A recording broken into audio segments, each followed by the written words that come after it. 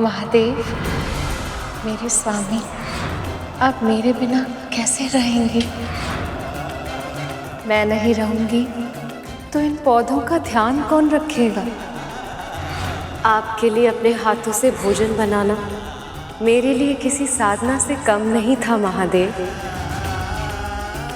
अब कौन करेगा आपकी ये सेवा? आपके इस पूजा स्थल को नित्य मैं अपने हाथों से सजाती थी। अब ये कार्य कौन करेगा महादेव?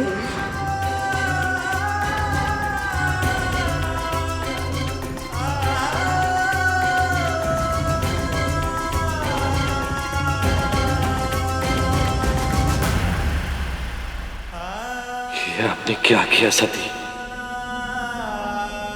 आपने तो कहा था कि आप शीघ्र वापस लौट आएंगी, फिर क्यों आप अपने प्रिय शिव के पास नहीं लौटती? क्यों सती, क्यों?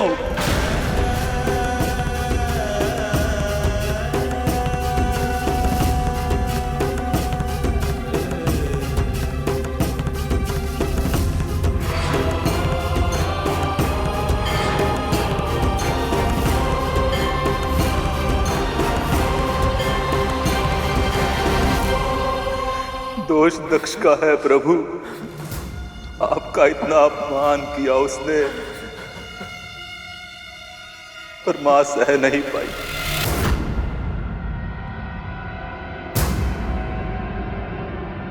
हाँ प्रभु, जब उसने हमें श्राप दिया हम चुप रहे थे। जब उसने आपको श्राप दिया था हम फिर भी अपनी मर्यादा का पालन करते रहे, और अब उसने हमारी मां को छीना है प्रभु।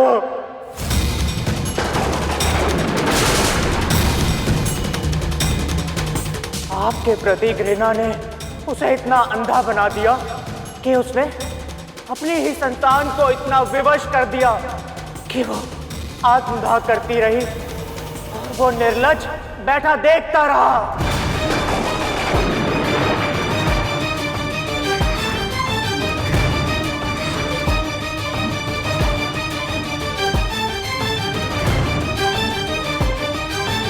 उस अपराधी के दुष्कर्मों का दंड अवश्य मिलेगा। मेरी प्रिय के अपमान का उत्तर देना होगा, इस अत्याचार का न्याय होगा, और वो करेगा मेरा रौद्र रूप।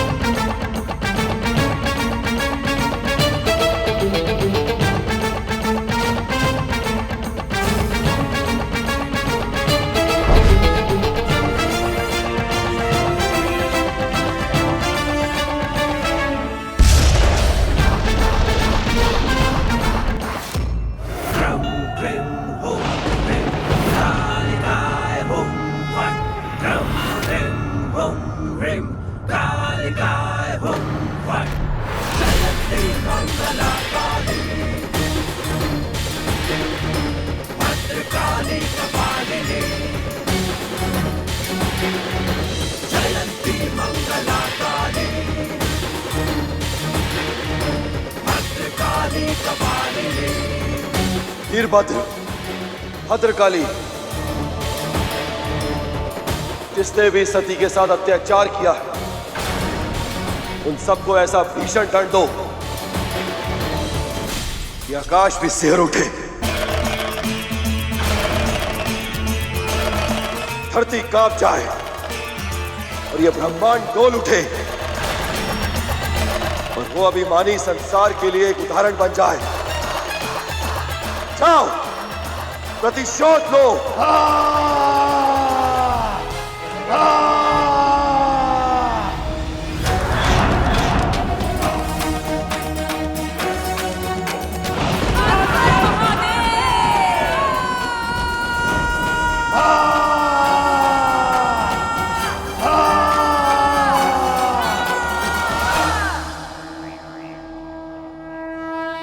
परंतु मां, मैं समझ नहीं पा रहा हूं कि महादेव तो देवी सती के जाने के बाद बहुत अधिक क्रोधित थे, तो फिर वो प्रजापति दक्ष और अन्य देवताओं को दंड देने के लिए स्वयं क्यों नहीं गए?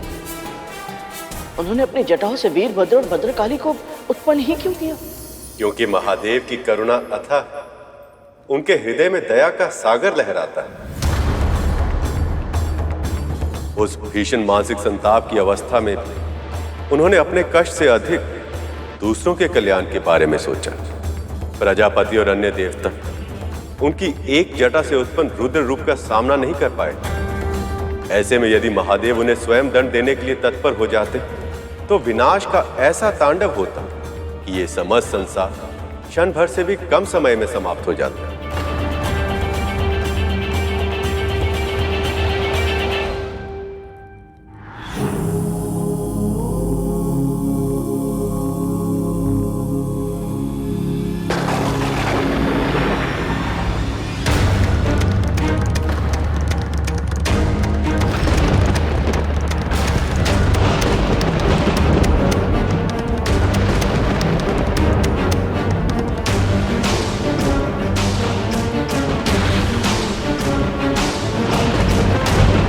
ये तो अब शकुन है, बहुत अशुभ है ये। हे भगवान, अब क्या होने वाला है? महाराज, आप प्रजापति दक्ष हैं। इन अशुभ लक्षणों से, इन अपशब्दों से आपको भयभीत होने की कोई आवश्यकता नहीं है। भृगु ऋषि कैसी बात कर रही है? ये किसी भयानक अनहोनी का आभास है।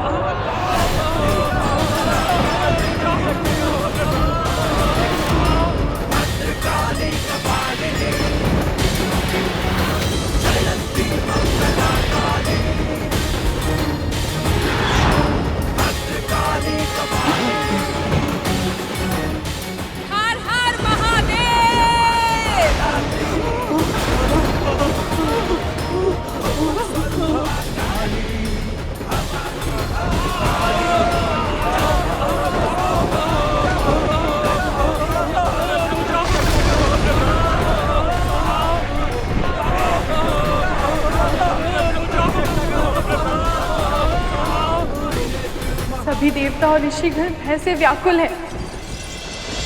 इनके भय को शांत करने का सिर्फ एक ही उपाय है।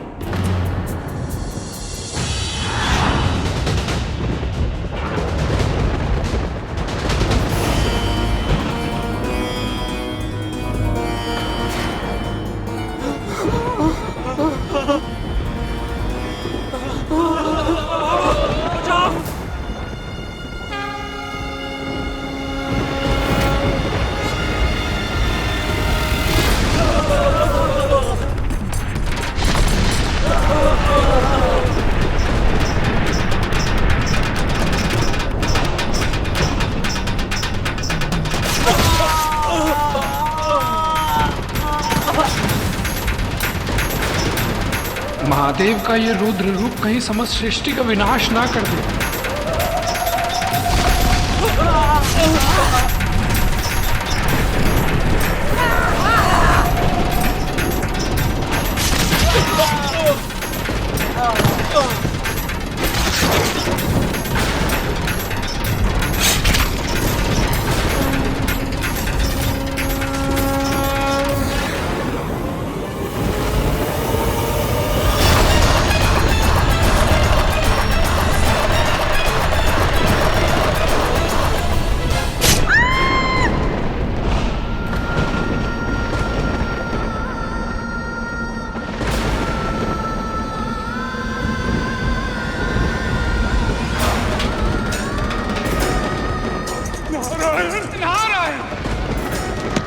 देवी सरस्वती, अपने आप को ज्ञान की देवी मानती है ना आप?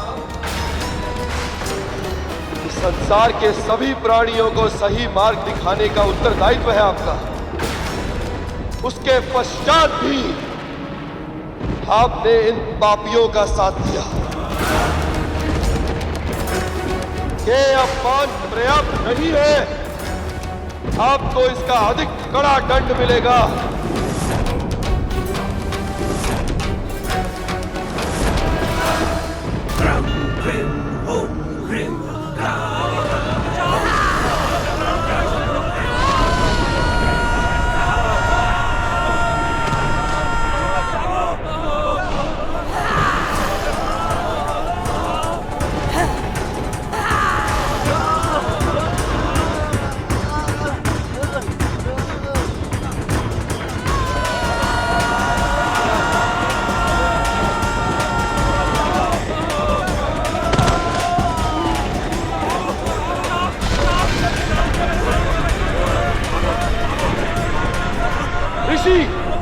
नहीं, तपस्वी, अपने आप को बहुत बड़ा ज्ञानी समझते हो तुम सब।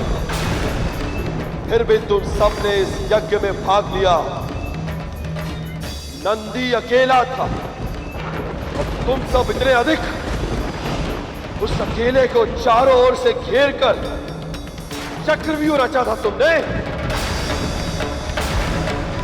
अब दिखाओ अपना शौर्य। तोड़ सको तो तोड़ो हमारा चक्रव्यूह।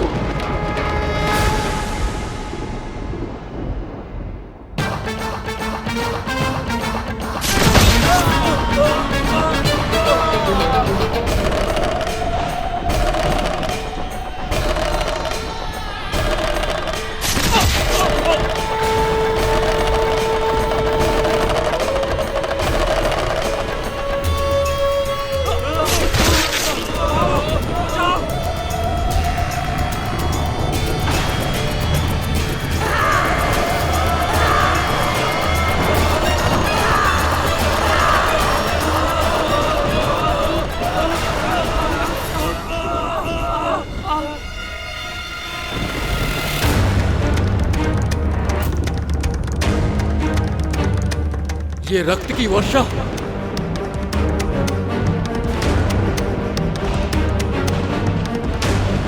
ये वातावरण इतना भयावह कैसे हो गया?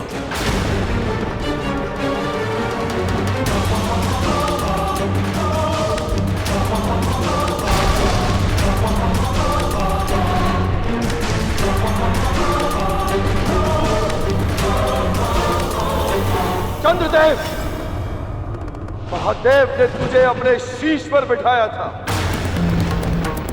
इतना बड़ा सम्मान दिया था और तूने क्या किया? महादेव का हृदय छल्ली कर दिया। धिक्कार है तुझ पर।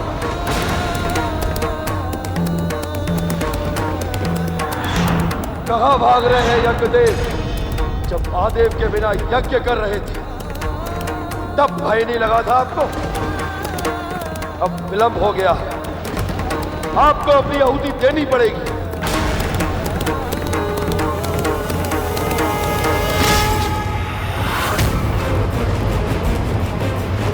इतने सारे देवता मिलकर इन दोनों का सामना नहीं कर पा रहे।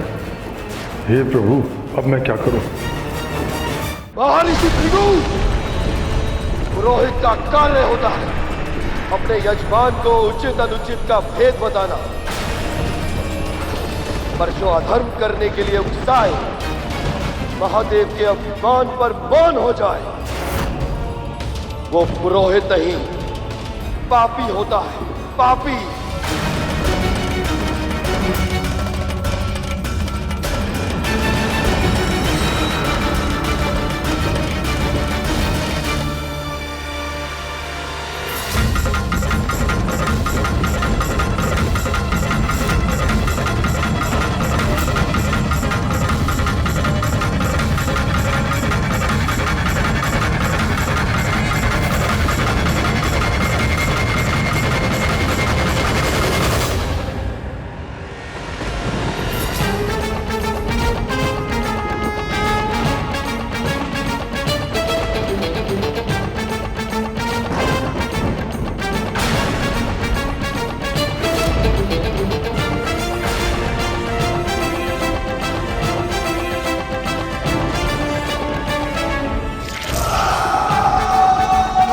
ईश्वर,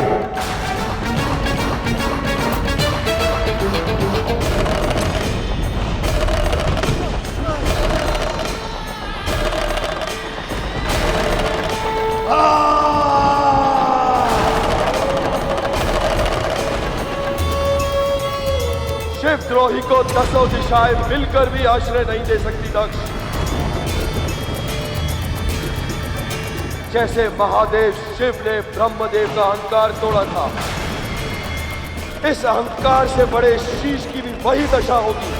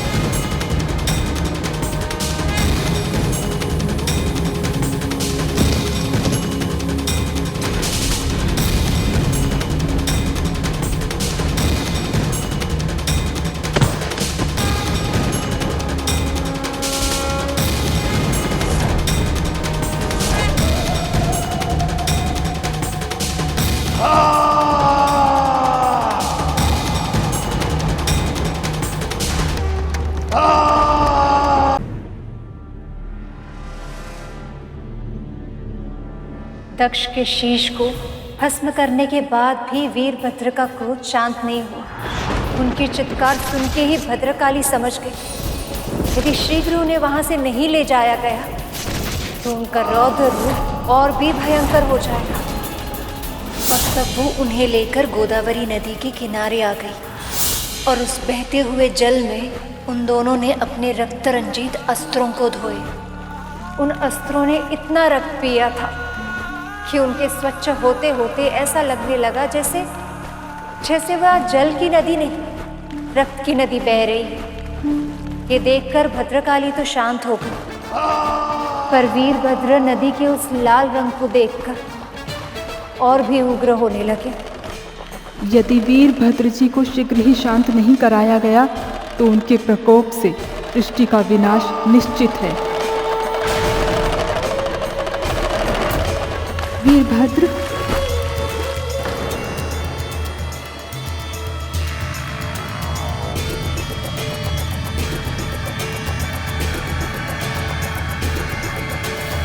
देवी भद्रकाली इतनी शीघ्र इतनी शांत कैसे हो गई? उन्हें शांत देखकर मुझे भी विचित्र शांति का आभास हो रहा है। संसार का सत्य यही है, स्त्री की शक्ति से ही संभव कि जब पुरुष उसका शांत रूप देखता है तो वह अपना सारा क्रोध, अपना सारा मानसिक संताप भूल जाता है। जब पुरुष कार्य समाप्त करके घर लौटता है और स्त्री उसका मुस्कुराकर स्वागत करती है तो उसका चित्त शांत हो जाता है। यदि स्त्री प्रसन्न है तो जीवन की फुलवारी में सुख की सुगंध अपने आप फैलने लगती है। वीरभद्र और भद्रकाली की इच्छा का मान रखते हुए स्वयं ब्रह्मदेव वहां प्रकट हुए और उन्होंने उन दोनों का विवाह संपन्न किया।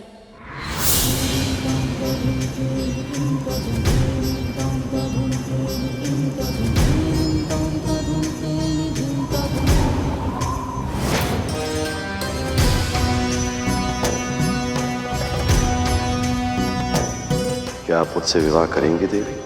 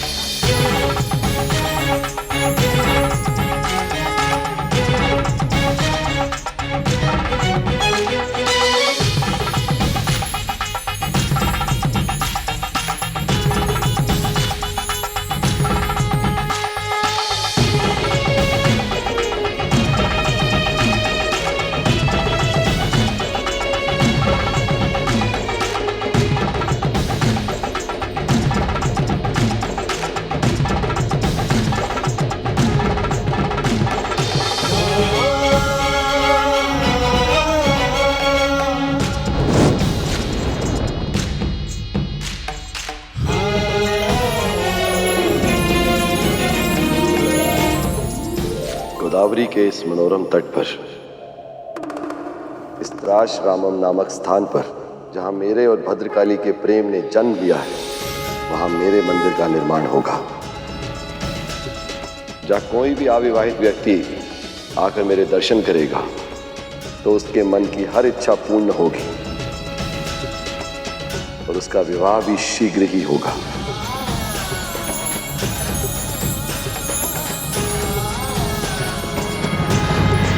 शिव का आंशिक रूप तो शांत हो गया, पर शिव देवी सती के बिना अभी भी अकेला और अधूरा महसूस कर रहे थे।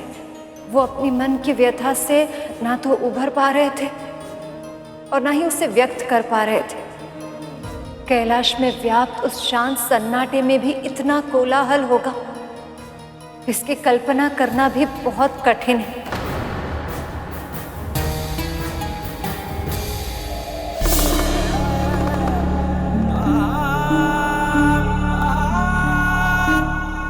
आप मेरे जीवन के अभिन्न अंग है महादेव। अब मैं भी आपके जीवन का अभिन्न अंग बनना चाहती हूँ। मेरे होते हुए आप कभी अकेली नहीं हैं सती। मैं आपके साथ जाने के लिए हठ नहीं करूँगी। आप मुझे भी मत रोकिए। मैं सदा के लिए थोड़ी ना जा रही हूँ मेरे भोले बाबा। यज्ञ समाप्त होते ही वापस लौट आऊंगी।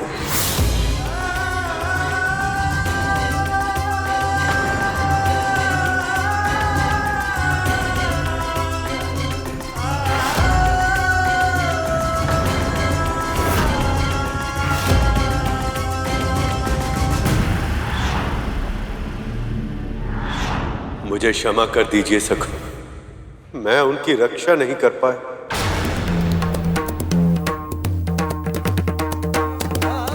आपको सदैव सच्चे और योग्य प्राणियों का साथ देना चाहिए।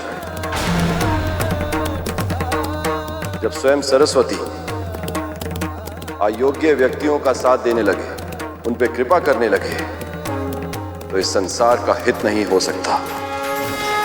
ऐसे में नाक कटना अनिवार्य ही है।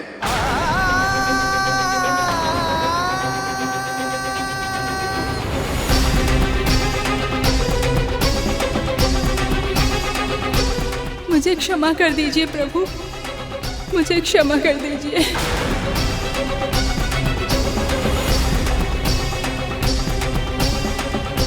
आपने मुझे अपने शीश पर स्थान दिया और मैंने माता सती का अपमान होते देखकर भी कुछ नहीं किया। मेरा मौन ही मेरा अपराध है प्रभु, मुझे क्षमा कीजिए।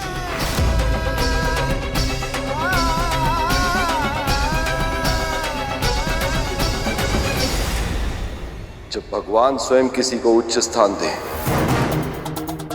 तो उसे उस स्थान की, उस भगवान की और उस उपलब्धि की मर्यादा रखनी चाहिए। जो ऐसे अभूतपूर्व सम्मान के बाद भी मर्यादाहीन आचरण का साथ दे, उसका पतन तो निश्चित है चंद्रदेव।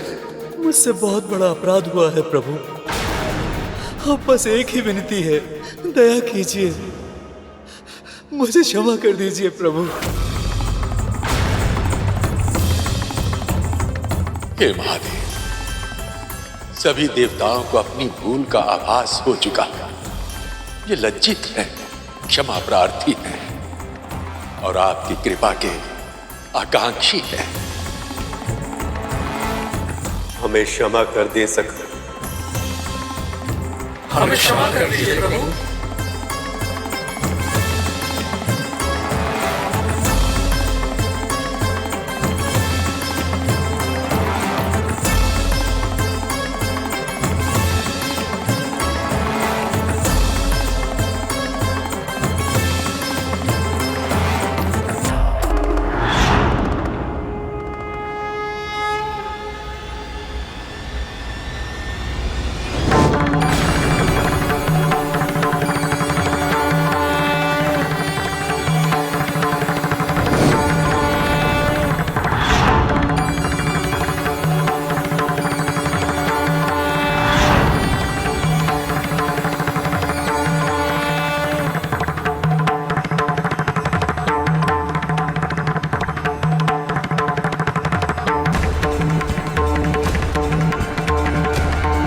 आप कृपा निधान है महादेव, करुणा के सागर हैं आप। आपकी सदा ही जय हो। आपकी सदा ही जय हो। आपकी सदा ही जय हो। आपकी सदा ही जय हो।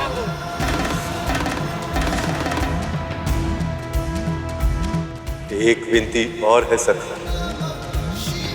दक्ष की मृत्यु के कारण महायज्ञ बीच में ही रुक गया था। संसार पर एक और दया कर और दक्ष को एक बार फिर से जीवित कर दो ताकि यज्ञ पूर्ण हो सके। जब मैंने माता के शव को देखा था, मेरी दशा इतनी बिगड़ गई थी, तो न जाने प्रभु के हृदय में क्या बीतेगी।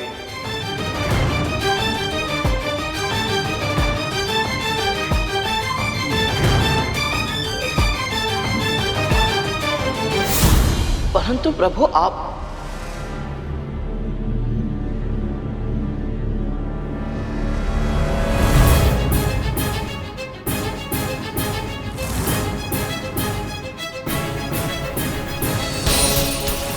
ही बताइए प्रभु, इतना सब कुछ होने के बाद भगवान श्री नारायण महादेव से ऐसी मांग कैसे कर पाए?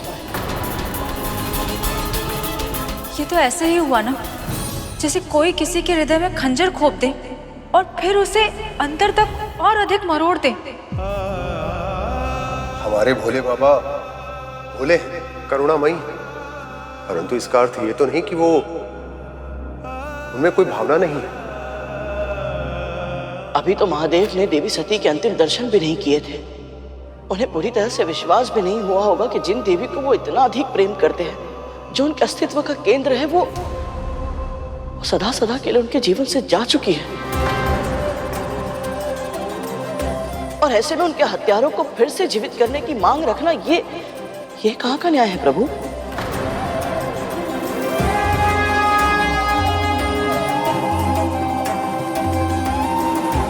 हम मानवों और महादेव के बीच यही अंतर है। जब हमारे साथ कुछ बुरा होता है तो हम हमारे अतिरिक्त किसी और के बारे में सोच ही नहीं पाते, पर महादेव वो तो परम पिता है, और पिता चाहे कितने भी दुख में क्यों न जूझ रहे हो, पर सबसे पहले वो अपने संतानों के हित के बारे में विचार करते। महादेव ने भी ऐसा ही किया।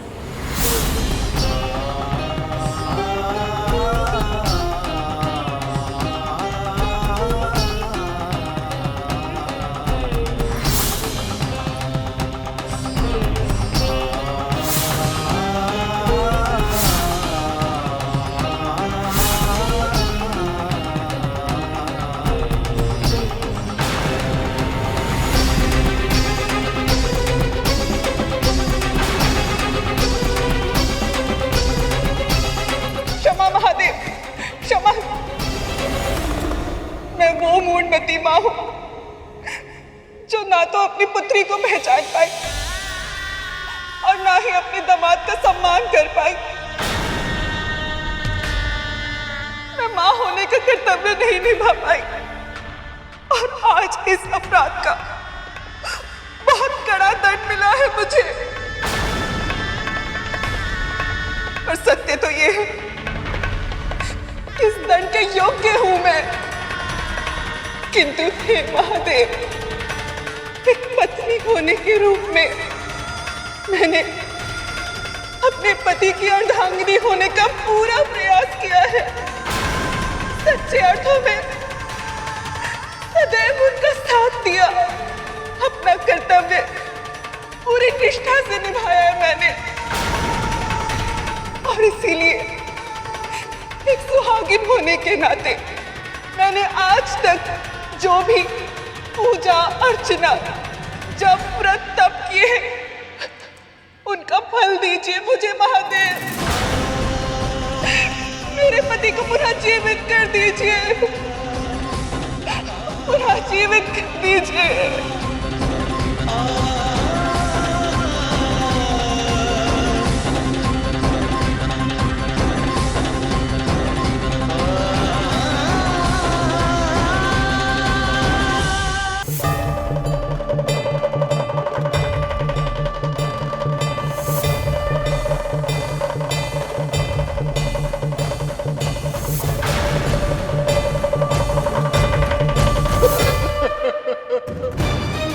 महादेव, हमें क्षमा कर दीजिए, क्षमा कर दीजिए हमें महादेव।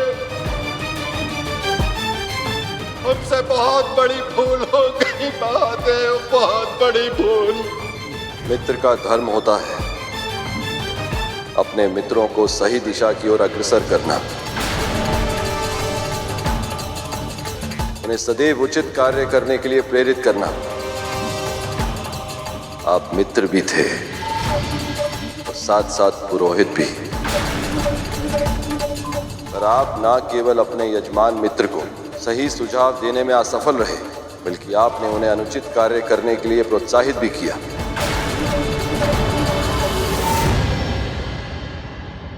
उसी का दंड मिला है आपको महर्षि। ऋषियों की दाढ़ी ज्ञान का प्रतीक होती है। आपके अपराध के कारण आप वो भी गवा बैठे।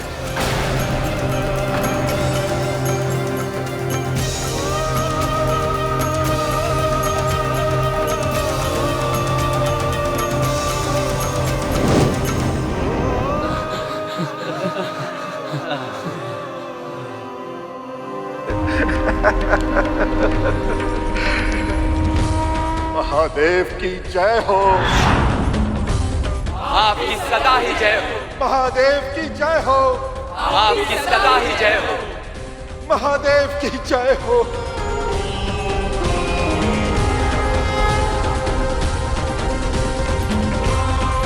महादेव, सती सदैव कहती थी आपका हृदय बहुत विशाल है, साधारण व्यक्तियों से भिन्न है आप, करुणा का सागर है।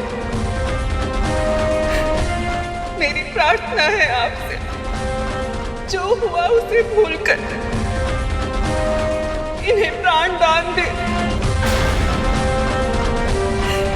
इन्हें पुनः जीवित कर दीजिए महादेव, पुनः जीवित कर दीजिए।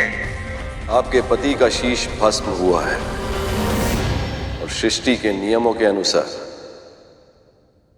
मैं उस शीश को फिर से उत्पन्न नहीं कर सकता।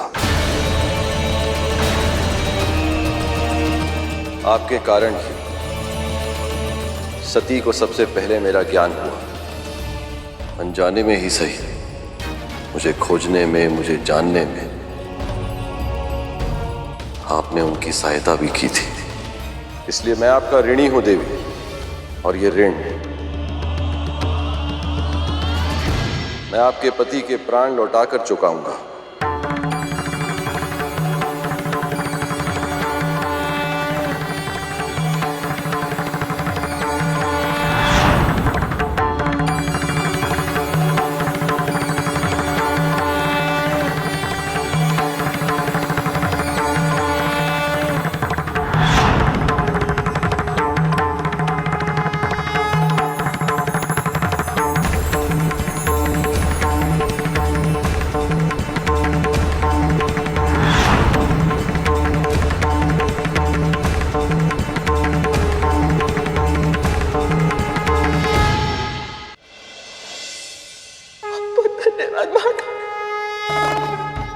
महादेव, प्रणाम स्वीकार करें।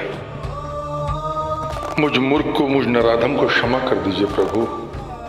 आप प्रजापति दक्ष हैं। इस संसार के प्रति आपका योगदान अकल्पनीय है, क्योंकि आपने ही जीवन का आचार संहिता का निर्माण किया है। ध्यान, पूजा, जप, व्रत, इन सभी नियमों का निर्माण करके आपने समाज को नियम और अनुशासन भी सिखाया है। तो सदैव स्मरण रहे प्रजापति, जब अधिक शक्ति होती है तो दायित्व और भी बढ़ जाता है। आपने सदैव पशु जाति को तुच्छ दृष्टि से देखा। आज उन्हीं में से एक ने आपको नवजीवन का दान दिया है। इसी कारण आपको क्षमा उसी से मांगनी चाहिए जिसका आपने सदैव अपमान किया है।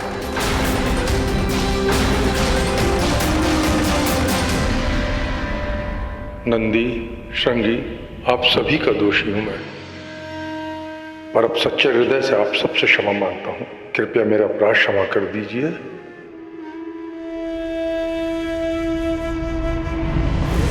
महादेव अभी शांत अवश्य हुए, किंतु जब वह देवी सती का शव देखेंगे तब उनकी क्या प्रतिक्रिया होगी, ये कोई नहीं बता सकता।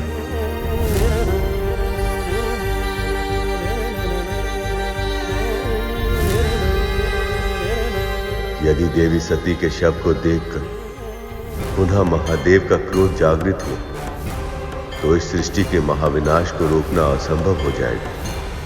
सती,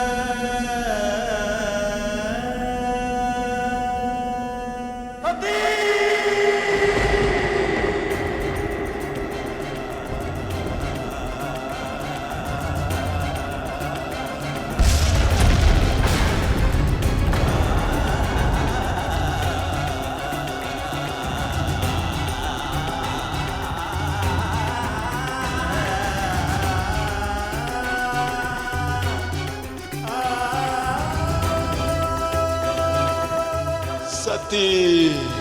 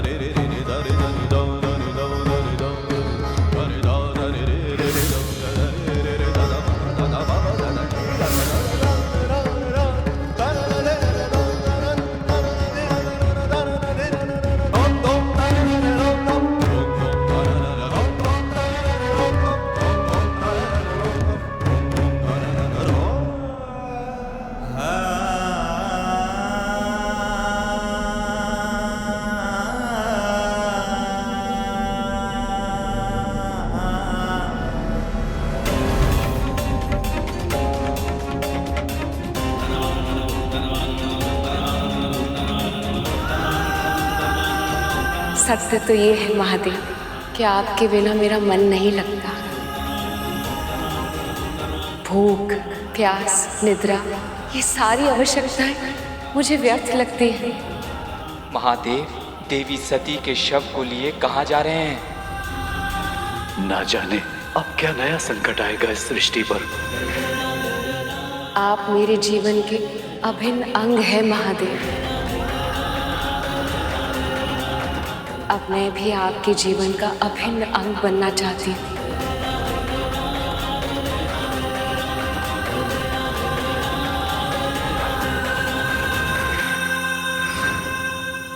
पर बहन, एक बात समझ नहीं आई, जब भोले बाबा ने सबको ठीक कर दिया तो फिर सती को काहे ठीक ना किया? क्योंकि देवी सती ने घोषणा की थी कि वो दक्षायनी रूप में जीवित नहीं रहना चाहती थी। बिना आमंत्रण के अपने पिता के घर आने का हट करके जो उन्होंने अपराध किया था, उसके लिए उन्होंने अपने लिए यही दंड चुना था। ऐसे में महादेव को उनकी इच्छा का सम्मान तो करना ही था।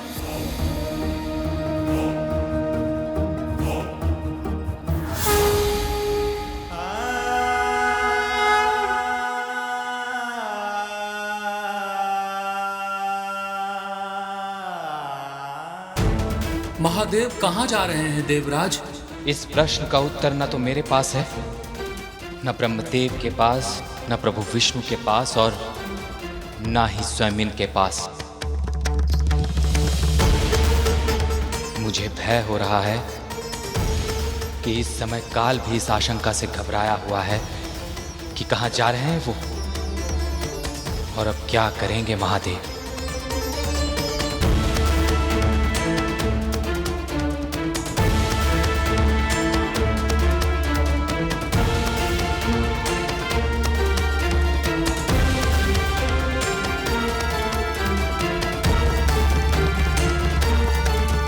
अब तक मैंने केवल अर्पण किया है, पर अब स्वयं को समर्पण करना चाहती हूँ। मैं आपको अपना पति परमेश्वर मान चुकी हूँ महादेव। क्या आप भी मुझे अपनी अर्धांगिनी के रूप में स्वीकार करेंगे? ये वरमाला केवल और केवल महादेव के गले में सुशोभित होगी। मेरी प्रेम की शक्ति महादेव को यहाँ तक लेकर आएगी। मेरे होते हुए आप कभी अकेली नहीं हैं सती। आप मेरा ही भाग हैं और मैं आपका।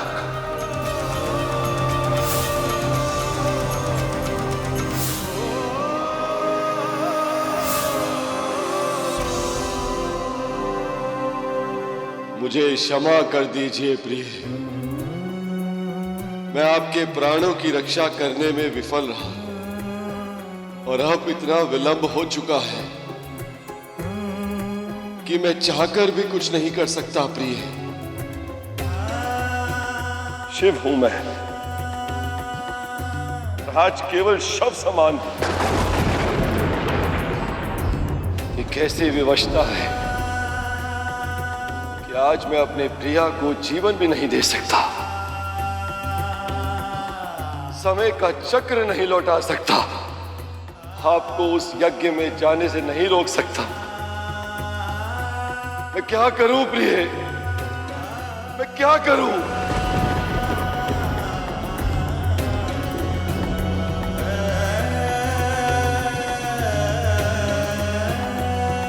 महादेव, मेरे स्वामी, आप मेरे बिना कैसे रहेंगे? अब कौन करेगा आपकी ये सेवा?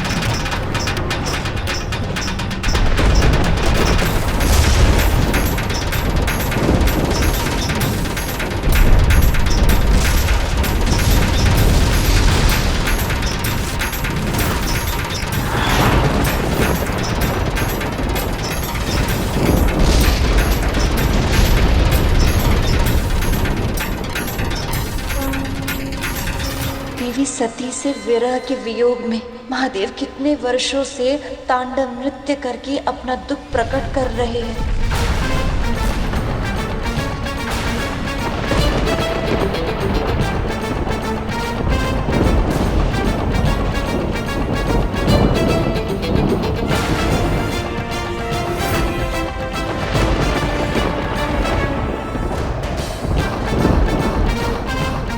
यदि महादेव ने अपना तांडव शीघ्र ही नहीं रोका तो घोर अनर्थ हो जाएगा।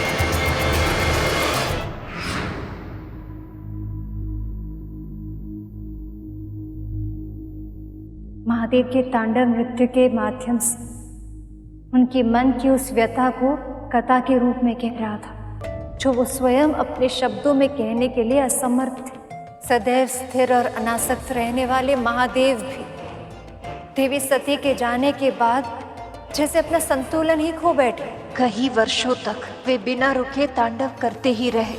विनाश की ताल पर अब संहार का नर्तन करने में, स्वयं को रोकने में सक्षम नहीं थे। परंतु भोलेनाथ के तांडव से तो सारी सृष्टि नष्ट हो जाती है। ऐसे में तो उनका रुकना बहुत आवश्यक था। हाँ माँ, कैसे रुके वो? कैसे समाप्त हुआ शिव जी का तांडव? ब्रह्मदेव, श्री नारायण, अब आप ही कुछ कर सकते हैं। कुछ कीजिए, कोई भी उपाय कीजिए, पर महादेव को मृत्यु और विनाश का ये महाभयानक नृत्य करने से रोक लीजिए प्रभु। महादेव तो सदैव मोह माया से परे रहते, किंतु इस समय वह भी देवी सती के मृतदेह से मोह लगाए बैठे। दुख की अधिकता से माया में उलझ गए हैं। वह ये भूल गए कि शरीर तो नश्वर, देवी सती तो पहले से ही उनमें विलीन हो चुकी। तो फिर उन्हें ये स्मृति दिलानी होगी। पर नारायण, शक्ति के बिना शिव को रोक पाना संभव कैसे होगा?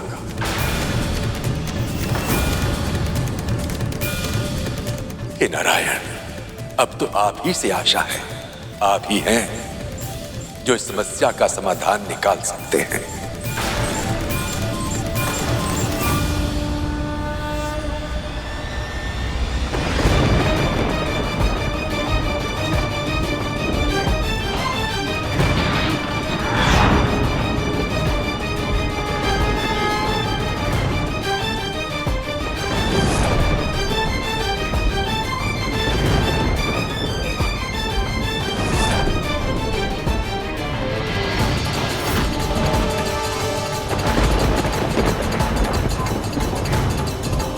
अपने आप को इतना कष्ट मत दीजिए सखा।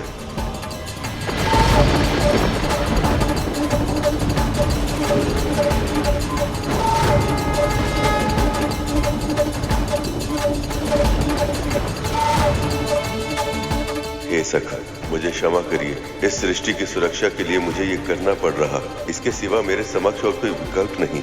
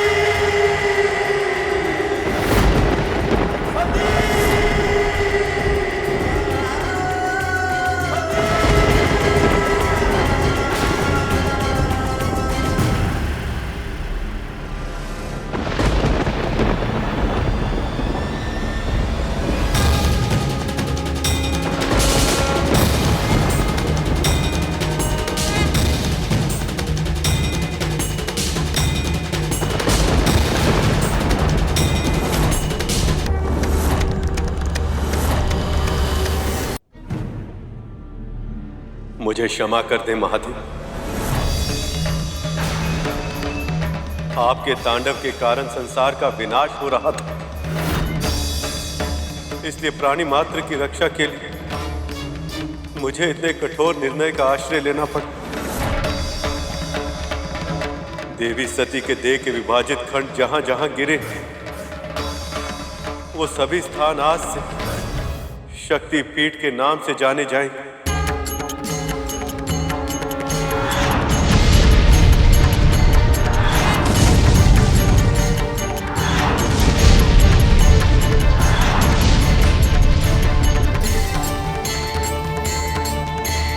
अनंत काल तक वहां भक्त देवी का पूजन करेंगे,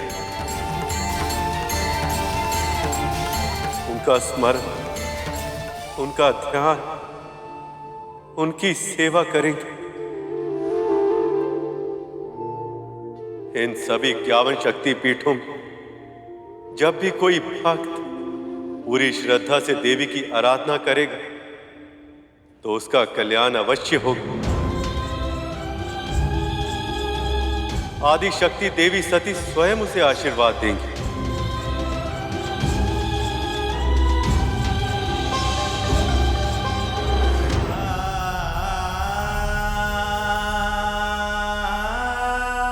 हमारा साथ बस इतना ही था महादेव। आपकी छवि को अपने हृदय में बसाकर आपसे विदा ले रही हूँ। हो सके तो मुझे क्षमा कर दीजिएगा। देवी सती के देह के अनेक भागों में बट जाने के बाद उनका तांडव तो रुक गया था, पर शिव फिर से सामान्य नहीं हो पाया। संसार से विरक्त होकर वो गहन समाधि में लीन हो गए।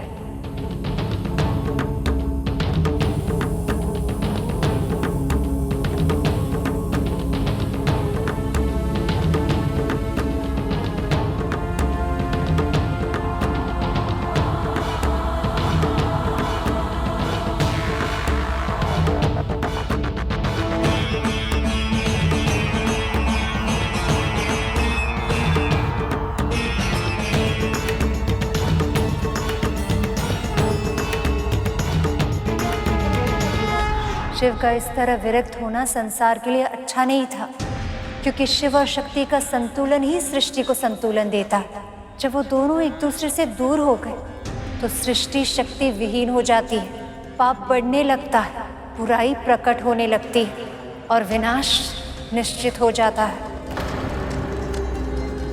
इस बार भी शिव और शक्ति के अलग होने का परिणाम शीघ्र ही दिखने लगा। असुरों को फिर से उभरने का अवसर मिलने लगा। ऐसा ही एक महाशक्ति असुर था, तारकासुर। अन्य असुरों की तरह उसने भी वरदान की शक्ति पाने के लिए ब्रह्मदेव की भीषण तपस्या की। ओम वेदात्मने विद्महे हिरण्यगर्भाय धीमहि तन्नो ब्रह्मा प्रचोदयात्।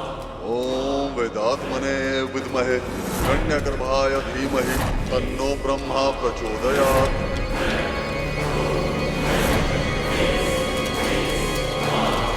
ओम वेदात्मने विद्महे हिरण्यगर्भाय धीमहि तन्नो ब्रह्मा प्रचोदयात्। तुम्हारी तपस्या पूर्ण हुई तारकासुर।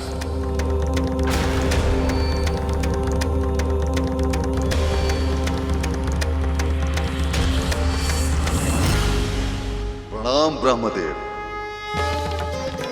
कल्याण हो। बोलो, क्या वरदान चाहिए? बस एक ही वरदान की इच्छा है ब्रह्मदेव, कि मैं अनंत काल तक इस देह का उपभोग कर पाऊं, अजर अमर हो जाऊं। असंभव है ये जो तुम मांग रहे हो। इस पूरी सृष्टि में इस वरदान को प्राप्त कर पाना किसी के लिए भी संभव नहीं है। अमरता का वरदान छोड़कर कोई और वर मांग लो। फिर आप मुझे ये वरदान दीजिए ब्रह्मदेव, कि मेरी मृत्यु केवल उसी के द्वारा संभव हो पाए जिसका जन्म स्वयं महादेव शिव शंकर से हुआ हो।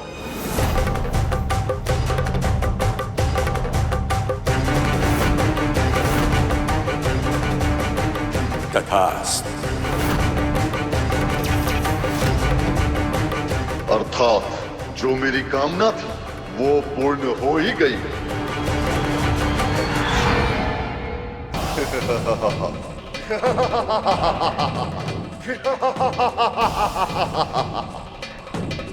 ना चाहते हुए भी आपने मुझे अमर बना ही दिया ब्रह्मदेव। शिव शंकर की पत्नी भस्म हो चुकी है और शिव संसार से विरक्त होकर गहन समाधि में जा चुके हैं।